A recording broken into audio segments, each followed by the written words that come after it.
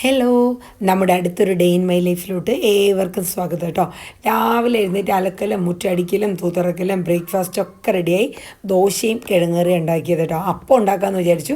അപ്പോൾ ഞാൻ പിന്നെ നോക്കിയപ്പോൾ ദോശ ഉണ്ടാക്കാമെന്ന് വെച്ച് പിന്നെ ഉഴുന്നൊക്കെ വെള്ളത്തിട്ട് ഇന്നലെ റെഡിയാക്കി രാവിലെ തന്നെ പണി കഴിഞ്ഞ്. ഇന്ന് എനിക്കൊരു ചെറിയ പണിയുണ്ട്. എൻ്റെ ഇക്കാടെ അമ്മായിയുടെ മോൻ്റെ മോള് സാദിയ നമ്മളുടെ പേര്. അവളുടെ ഡിഗ്രി ഫൈനൽ ഇയർ കേട്ടോ. അപ്പോൾ അവൾക്ക് ഓണം സെലിബ്രേഷനാണ്. അപ്പം സെറ്റ് സാരി ഉടുക്കാൻ വേണ്ടിയിട്ട് വന്നിട്ടുണ്ടായിരുന്നു. അപ്പോൾ നന്നായിട്ട് അത്യാവശ്യം ഉടുത്തു. അപ്പോൾ അവളുടെ ഒരു മേക്കപ്പും കാര്യങ്ങളൊക്കെ ചെയ്യുന്നേ ഉള്ളൂ. ഫസ്റ്റ് ഓഫ് ഓൾ നമ്മൾ സാരി ഇന്നലെ തന്നെ പ്ലീറ്റ്സ് ഒക്കെ എടുത്ത് വെച്ചിട്ടുണ്ടായിരുന്നു. അപ്പോൾ നന്നായിട്ട് ഉടുത്തിട്ടുണ്ട്. ആൾ സാറ്റിസ്ഫൈഡ് ആണ്. കഴിഞ്ഞ ഫസ്റ്റ് ഇയർ പഠിച്ചപ്പോൾ കണ്ടാണ് അവൾ സാരി ഉടുത്തതെന്ന്. അപ്പോൾ അവൾക്ക് അത്ര ഇതായില്ല. അപ്പോൾ എൻ്റെ അടുത്ത് ഒരാഴ്ച മുന്നേ എന്നെ വിളിച്ച് എല്ലാം ചോദിച്ചു വെച്ചിട്ടുണ്ടായിരുന്നു. പിന്നെ കുറേ ഫോട്ടോഷൂട്ടും കാര്യങ്ങളൊക്കെ ആയിട്ട് അങ്ങ് അടിച്ചു പൊളിച്ചു. അപ്പോൾ അവളുടെ ഫൈനൽ ലുക്ക് ഇതാണ്. സാരി ഞാൻ എന്നെക്കൊണ്ട് പറ്റുന്ന രീതിക്ക് നന്നായിട്ട് ഉടുത്തു കേട്ടോ. കാര്യം അവളുടെ ആ ബോഡിക്ക് എനിക്ക് തോന്നുന്നു അവൾക്ക് മറ്റ് ഡ്രസ്സുകളെക്കാട്ടിലും സാരി കുറച്ചും കൂടെ ഒതുങ്ങുന്നുണ്ടായിരുന്നു. എന്നാലും അടിപൊളിയായിരുന്നു. അങ്ങനെ അടിപൊളിയായിട്ടൊക്കെ അവൾ കോളേജിലോട്ട് പോവാണ്. ടാറ്റാ ബൈ ബൈ ഒക്കെ പറഞ്ഞു പോയി.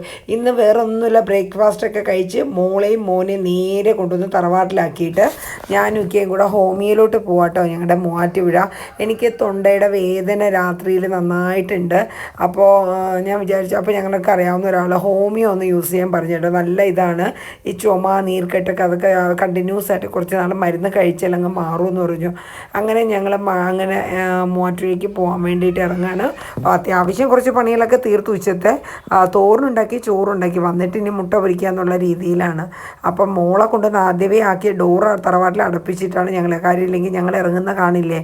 അപ്പോൾ അങ്ങനെ ഞങ്ങളിതേ പോവാണ്. മഴയുണ്ടോ എന്ന് ചോദിച്ചു കഴിഞ്ഞാൽ രാവിലെ ഒരു ചാറ്റൽ മഴ പോലെയൊക്കെ ഒന്ന് കഴിഞ്ഞ് മാറി ഇങ്ങനെ തെളിഞ്ഞ് നിൽക്കുന്നുണ്ട്. അപ്പോൾ ബൈക്കിൽ പോകുമ്പോൾ കോട്ട് എടുത്തിട്ടുണ്ട്. ഒരു കുട എടുക്കണമെന്നൊക്കെ വിചാരിച്ചു. എനിക്കിനി പറ്റില്ല, അത് കൈ ചുമന്ന് നടക്കുക. കാര്യം എൻ്റെ ബാഗ് സിബ് കംപ്ലൈൻ്റ് ആയിട്ടിരിക്കുക. അപ്പോൾ പിന്നെ ബാഗ് എടുക്കാനും പറ്റില്ല. അങ്ങനെ ഞങ്ങൾ ഡോറൊക്കെ അതേ പോയിട്ട് ഞങ്ങൾ മോനും മോളും കാണാണ്ട് പതുക്കെ അങ്ങോട്ട് ഇറങ്ങുകയാണ്. ക്ലൈമറ്റ് വലിയ തിരക്കേടില്ല. ഇനി ഇവിടെ നിന്ന് അങ്ങോട്ട് പോകുമ്പോൾ മൂവാറ്റുപുഴ എന്താണ് അവസ്ഥ എന്നുള്ളത് അറിയില്ല. ഞാൻ മെഡിസിൻ എടുക്കുന്നുണ്ട്. പക്ഷേ എനിക്കതിൽ രാത്രിയത്തെ വേദന എനിക്ക് ഇംഗ്ലീഷ് മരുന്ന് കഴിക്കാൻ ഭയങ്കര മടിയാണ്, സത്യം പറയാമല്ലോ. ഹോമിയോ മരുന്നാകുമ്പോൾ വലിയ കുഴപ്പമില്ല. നല്ല പഞ്ചസാര ഗുളികയും പൊടിയൊക്കെയാണ്. അപ്പോൾ അടിപൊളിയാണ്. അപ്പോൾ ഞാൻ എന്തായാലും അത് കേട്ടപ്പോൾ തന്നെ എന്നാൽ പോവായിക്കാന്ന് പറഞ്ഞിട്ട് പെട്ടെന്ന് എന്നെ റെഡിയാക്കി. രാത്രി ആകുമ്പം എനിക്ക് ഭയങ്കര ബുദ്ധിമുട്ടാന്നേ. നമുക്ക് ലൈവൊക്കെ ഇട്ട് കഴിയുമ്പോഴാണെങ്കിൽ കുറച്ച് സംസാരിക്കില്ല. അങ്ങനെ എന്തായാലും രണ്ടും കൽപ്പിച്ചു പോയി. അപ്പം മക്കളെ രണ്ടുപേരും അവിടെ കാണിക്കുന്നതാണ് ഹോമിയോയിൽ. മൂവാറ്റുപുഴ ഗവൺമെൻറ് ഹോമിയോണേ. അപ്പോൾ അവിടെ നല്ല ഡോക്ടേഴ്സാണ് കേട്ടോ. നല്ല വലിയ തിരക്കുണ്ടോ എന്ന് ചോദിച്ചാൽ കഴിഞ്ഞ പ്രാവശ്യം പോയപ്പോൾ അത്ര തിരക്കില്ലായിരുന്നു. ഒരു പ്രാവശ്യം പോയപ്പോൾ നല്ല തിരക്കുണ്ടായിരുന്നു. മരുന്നൊക്കെ കിട്ടാൻ ഏറ്റവും താമസമെന്ന് എനിക്ക് തോന്നുന്നു കേട്ടോ. അപ്പോൾ ഇവിടെയൊക്കെ ചെറുതായിട്ടൊന്ന് മഴ പൊടിഞ്ഞു എങ്കിലും ഞങ്ങൾ പതുക്കെ ഒന്ന് പെട്ടെന്ന് ഞാൻ അങ്ങോട്ട് പോകാൻ നോക്കി. പിന്നെ അങ്ങോട്ട് എത്തിയപ്പോൾ ഒന്ന് തെളിഞ്ഞ് വന്നു കേട്ടോ. അങ്ങനെ ഞങ്ങളിങ്ങനെ പോയി ഇവിടെ എത്തിക്കഴിഞ്ഞു. നമ്മുടെ മൂവാറ്റുപുഴ ഹോമിയോ ഹോസ്പിറ്റൽ ഇതാണ്. പക്ഷേ വന്നു കഴിഞ്ഞപ്പോൾ ഉണ്ടല്ലോ അവിടെ അത്യാവശ്യം ഒരിച്ചിരി തിരക്കും കാര്യങ്ങളൊക്കെ ഉണ്ടെന്ന് മനസ്സിലായി കേട്ടോ. കാര്യം വെച്ചാൽ മക്കളില്ലാണ്ടിരുന്ന നന്ന കാര്യം, അവരെയും കൂടെ കൊണ്ടുവന്നിരുന്നെങ്കിൽ ഇന്ന് പണിയായേനെ. അപ്പോൾ ഇതാണ് നമ്മുടെ താലൂക്ക് ഹോമിയോ ഹോസ്പിറ്റൽ എന്ന് പറയുന്നത്. കൗണ്ടറിൽ വലിയ തിരക്കൊന്നും ഇല്ലായിരുന്നു എങ്കിൽ കൂടിയും കുറച്ച് പേരൊക്കെ. പക്ഷെ അകത്ത് കയറിയപ്പോഴത്തേക്ക് അത്യാവശ്യം തിരക്കുണ്ട് കേട്ടോ. അപ്പോൾ എന്തായാലും അവിടെ നിന്ന് ടോക്കണൊക്കെ എടുത്തു. 10 രൂപ എന്തോ ആണെന്ന് തോന്നുന്നു കേട്ടോ. ടോക്കൺ 10 രൂപയാണ് കൊടുത്തതെന്ന് തോന്നുന്നു. മക്കൾക്ക് 2 രൂപ, എല്ലാവർക്കും ഒരേ റേറ്റ് തന്നെയാണെന്ന് തോന്നുന്നു. അങ്ങനെ ഞങ്ങൾ OP ഒക്കെ എടുത്ത് ഡോക്ടറെ കാണാൻ വേണ്ടി താലൂക്ക് സർക്കാർ ഹോമിയോ ഹോസ്പിറ്റൽ മുനിസിപ്പാലിറ്റി. ഓക്കെ, അപ്പോൾ ഇതാണ് നമ്മുടെ ഹോമിയോ ഹോസ്പിറ്റൽ. അപ്പോൾ അതേ ചീട്ടൊക്കെ എടുത്ത് നേരെ ഡോക്ടർ. അപ്പോൾ അവിടെ ചെന്നപ്പോൾ ഞങ്ങൾ കാണുന്ന ഡോക്ടർ, അതൊക്കെ വേറെ ഡോക്ടേഴ്സിൻ്റെ ആണ്. ഞങ്ങൾ കാണുന്ന ഡോക്ടർ എന്തോ ആവശ്യത്തിനായിട്ട് പുറത്തെന്തോ പോയിക്കുകയാണ്. പക്ഷേ പെട്ടെന്ന് തന്നെ വന്നു. പിന്നെ ഡോക്ടറെ കണ്ട് മരുന്ന് മേടിക്കാൻ കുറച്ച് വൈകി പോയിട്ടോ. ഓരോ ഇതനുസരിച്ച് അവർ വിളിക്കുന്നത്. അപ്പോൾ ഓരോരുത്തർക്കും ഇങ്ങനെ എടുക്കണ്ടേ. ഇപ്പോൾ എനിക്ക് തന്നെ 3 ചീട്ടുണ്ട്. അങ്ങനെ അതുപോലെ ഓരോരുത്തർ വരുമ്പോഴും അത്രയും ചീട്ടൊക്കെ ഉണ്ട്. അപ്പോൾ അതേ മരുന്നൊക്കെ മേടിച്ച് എല്ലാവരുടെയും മരുന്നൊക്കെ മേടിച്ചു സന്തോഷമായിട്ട് പോകണം. പക്ഷേ ഉണ്ടല്ലോ വിശന്ന് കുടൽ കരിയണം. എനിക്ക് ശരീരമൊക്കെ എന്തോ പോലെ. പിന്നെ എങ്ങും നോക്കിയില്ല. മോള് കുറച്ചൊക്കെ കരഞ്ഞു എന്നും പറഞ്ഞ് കോള് വന്നു. പക്ഷേ എങ്കിലും ഇപ്പോൾ TVയും കണ്ടിരിക്കുകയാണ്. ഉമ്മച്ചി ചോറൊക്കെ കൊടുത്തു എന്ന് പറഞ്ഞു. ഞങ്ങളുടെ മൂവാറ്റുപുഴയുടെ ഒരു നന്ദനം ഹോട്ടലിലോട്ട് വന്നു കേട്ടോ. എൻ്റെ മോള് ക്യാരിങ് ആയിട്ട് ഇരുന്ന സമയത്ത് എനിക്ക് എന്ന് അവിയൽ കഴിക്കാൻ ഭയങ്കര ഇഷ്ടമാണ് കേട്ടോ. അപ്പോൾ അങ്ങനെ ഇടയ്ക്ക് എന്നെ ആ ടൈമിൽ പ്രഗ്നൻ്റ് ആയിരുന്ന ടൈമിലൊക്കെ മിക്കപ്പോഴും വീട്ടിലുണ്ടാക്കാൻ മടിയായിട്ട് ഇവിടെ വന്ന് നല്ല വാഴയിലയിൽ നല്ല സദ്യ കഴിക്കും കേട്ടോ.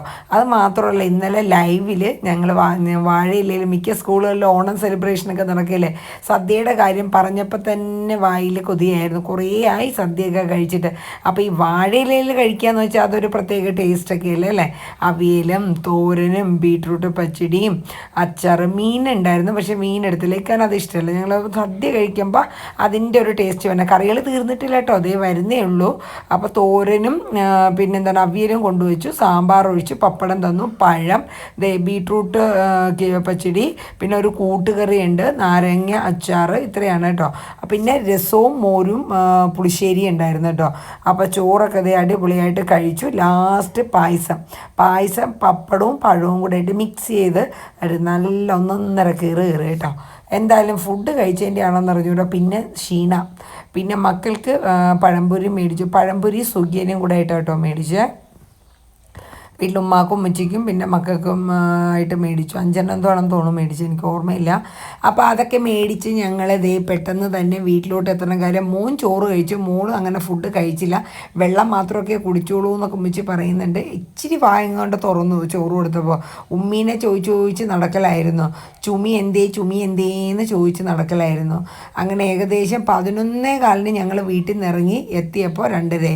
പിന്നെ കുറച്ച് നേരമൊക്കെ കിടന്നുറങ്ങി കുളിച്ചു നിസ്കരിച്ച് എഴുന്നേറ്റ് ഒരു 6 മണി 6:45 7 മണിയായപ്പോൾ വൈകിട്ടത്തെ കറികളുടെ തിരക്കാണ്. കുറച്ച് ചിക്കൻ ഇരിപ്പുണ്ടായിരുന്നു. അപ്പോൾ പെട്ടെന്ന് തന്നെ ചിക്കൻ കറി ഉണ്ടാക്കി, ക്യാബേജ് തോരനും ഒക്കെ ഉണ്ടാക്കി. ചോറ് ഉച്ചത്തെ എടുത്തിട്ടില്ലല്ലോ ഞാൻ, പിന്നെ ഉച്ചയ്ക്ക് വന്ന് മോക്ക് ചോറും കൂടെ കൊടുത്തിട്ടാണ് കേട്ടോ കിടന്ന് ഉറങ്ങിയത്. എന്നെ കണ്ടപ്പോൾ തന്നെ അങ്ങോട്ട് പിണങ്ങി. ഞങ്ങൾ രണ്ടുപേരും കണ്ടപ്പോൾ കിടന്ന് അങ്ങോട്ട് സെറ്റിയിലോട്ട് അങ്ങോട്ട് സങ്കടം പൊട്ടലായിരുന്നു. എനിക്ക് അവളെ കൊണ്ടുപോകാണ്ട് മമ്മിയും പാപ്പിയും പോയില്ലേന്ന് പറഞ്ഞ സങ്കടമൊക്കെ ആയിരുന്നു. അങ്ങനെ പിന്നെ ചോറൊക്കെ കിടത്ത് കുറച്ച് നേരമൊക്കെ ഒന്ന് പുന്നടിച്ച് ആ പഴംപൊരിയൊക്കെ കൊടുത്ത് കഴിഞ്ഞിട്ട് കുറേ കഴിഞ്ഞപ്പോൾ ചോറ് കൊടുത്തു. കിടന്ന് ഉറങ്ങിയിട്ട് ആണ് എഴുന്നേറ്റ് പിന്നെ ഈ പണികളൊക്കെ. അപ്പോൾ ഒരു ക്യാബേജ് തോരനും ഉണ്ടാക്കി, പിന്നെ ചിക്കൻ കറിയാണ്. ചിക്കൻ ഞാൻ കുറച്ച് പീസ് ഉണ്ടായിരുന്നുള്ളൂ. അപ്പോൾ ഞാനൊരു കിഴങ്ങും കൂടെയൊക്കെ ഇട്ട്, ഉരുളക്കിഴങ്ങും കൂടെയൊക്കെ ഇട്ട് ചിക്കൻ കറിയും കൂടെ അങ്ങ് തയ്യാറാക്കി. അപ്പോൾ ഇന്നത്തെ ഡേ ഇൻ മൈ ലൈഫ് ഫോട്ടോകളൊക്കെ ഇങ്ങനെയാണ്. എൻ്റെ അടുത്ത് ഡോക്ടർ പറഞ്ഞത് 2 ആഴ്ച ഫുള്ള് റെസ്റ്റ് ചെയ്യണം എന്നാണ് ഡോക്ടർ പറഞ്ഞത്.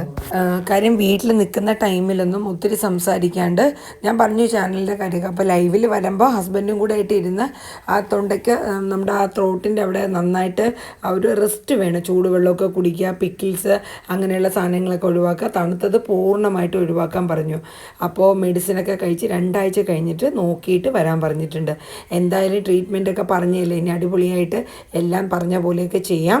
അപ്പോൾ എന്തായാലും നമ്മുടെ അത്താഴം ഇങ്ങനെയൊക്കെ അങ്ങ് പോയി റെഡിയായി ഒക്കെ ഇരിക്കുന്നു. നിങ്ങളുടെ വിശേഷങ്ങളൊക്കെ എന്താണ്? അപ്പോൾ നാളെ നല്ലൊരു വീഡിയോയുമായി നമുക്ക് വീണ്ടും കാണാം. മുത്തുമണികളെ, ടാറ്റാ.